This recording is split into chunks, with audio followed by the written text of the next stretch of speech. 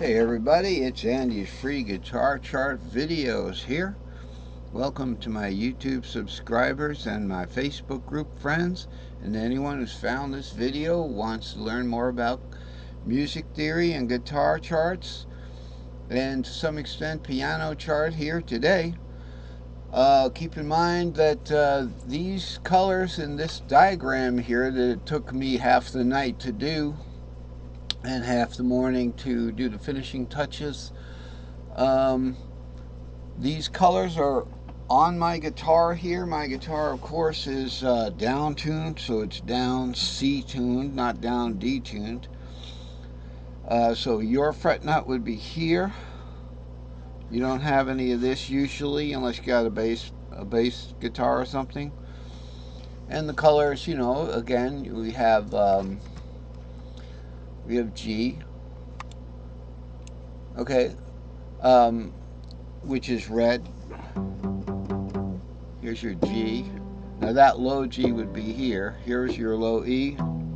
G, E, F, F sharp, G. But I'll tell you, the first thing that comes to mind on this chart is that we don't have any sharps or flats on here. Isn't that amazing? And this is the musical staff. And I'll show you right here from the get-go, these two little signs here, symbols rather. What we have here is I figured out that this is probably like Bach's or Mozart's handwriting, or Chopin or somebody's, and he's doing his music really fast, and he went ahead and he did his G right here just to show where it starts, and then this little thing that centers around a G, it looks like a big G here, like a script G. The whole thing looks like a script G, you know. And then it has a tail that comes down to the middle C here. So this is the middle C if we got a line here. So these lines, these black lines, are actually those lines on the staff. I just filled in between to help distinguish them. And then down here we got a big giant F. It looks like an F, kind of, doesn't it? Kind of looks like an F. And that indeed is where the F is. So that I figured out a few years ago and was blowing my horn about it. So let's look at this. Bottom, both top and bottom in one giant staff. So what I did was I decided, and I was, I was sitting in church, because I have to take my parents there, because they're too old to get around. So I bring them there, and then they take me out to eat. So it's a good deal for me, and I get some religion.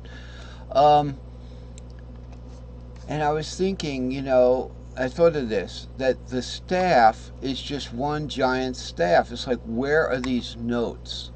Where do they overlap? Where does the lower staff, the lower register, and the upper register come together? Well, it turns out they come together in the middle C. Now, see this right here? Over here we have middle C written right here. That's where it is. So this one line here, I mean, this is like a little crash course in staff theory. But you're lucky you have this, because I just put like 8 hours into this stuff. Not the first time I've done this, but it's the first time I've ever put the two registers together and agreed on middle C there. So everything below this line, 1, 2, 3, 4, 5, okay, is the lower register. So now we can draw on this thing without doing serious damage. So this is the lower register, right? These are the lines. Every F, A, C, E. That's what I remember. F, A, C, E. And then the upper register is up here. And this is every good boy does fine. And then in the middle, just one line above the lower register, and one line below the upper register is middle C. So that's how that works. Now, before too much time goes by and we become afraid of this diagram, which is a doctored up diagram I found somewhere.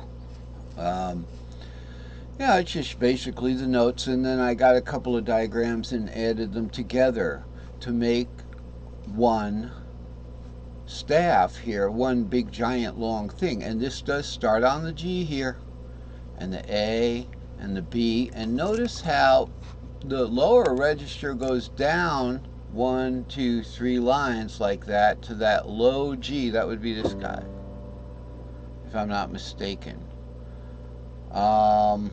Because anything lower than that is certainly way out of line, way out of range there. Now, then we go to a C from there, okay, and then we go to another C from there. Okay, so here's middle C, actually, way up here in between the two registers.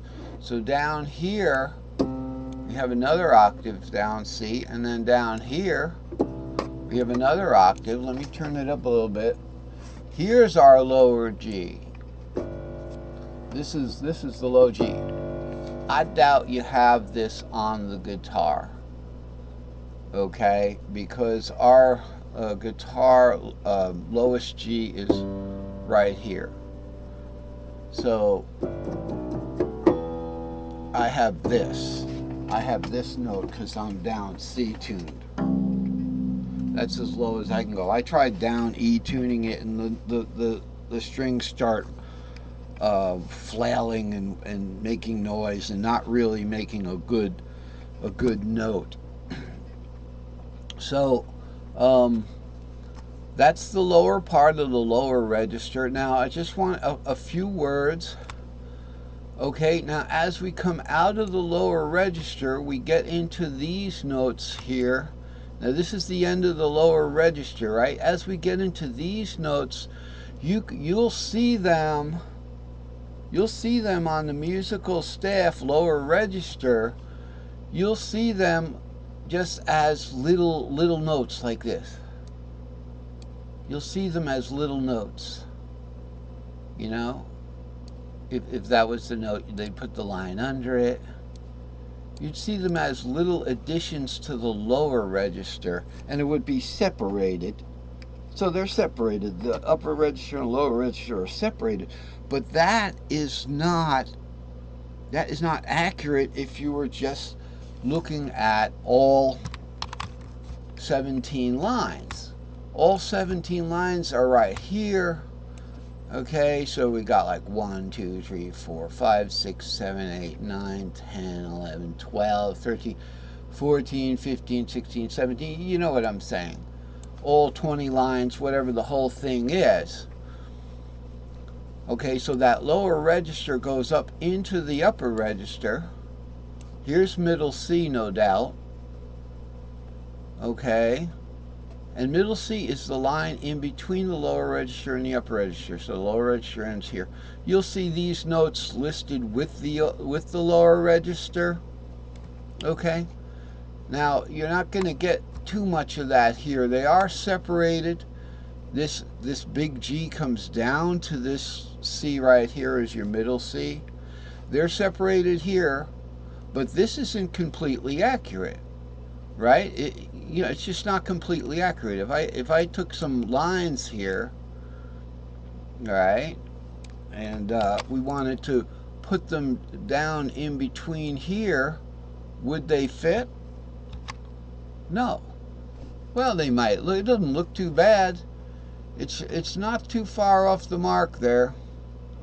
Okay, but they're not necessarily accurate. So this is actually drawn right, and I think yours truly made it that way. But usually you won't see that.